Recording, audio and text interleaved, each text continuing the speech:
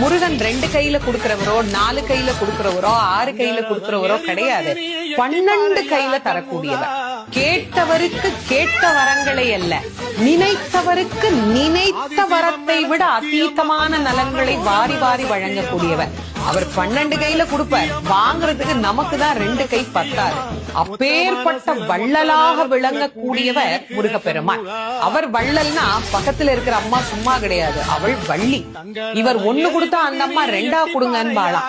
அப்படி கணவனும் மனைவியும் போட்டி போட்டுக்கிட்டு நமக்கு கொடுக்க தயாரா இருக்கிறாங்க. வாங்குவதற்கு நாம் என்ன செய்ய வேண்டும்? அவரை நினைக்கணும். எப்படி நினைக்கணும்? அரை நிமிஷமாவது நினைக்கணும். அரை நிமிஷம் எப்படி நினைக்கணும்? எனக்கு கொடுப்பாரு, எனக்கு கொடுப்பாரு, எனக்கு கொடுப்பாருன்னு நினைக்க கூடாது. முருகப்பெருமானை உள்ளம் உருகி, அந்த உள்ளம் உருகுகிற போதே நமக்கு அப்படியே கண்களில் இருந்து ஆனந்த கண்ணீர் அப்படியே பெருகும். அந்த கண்ணீர்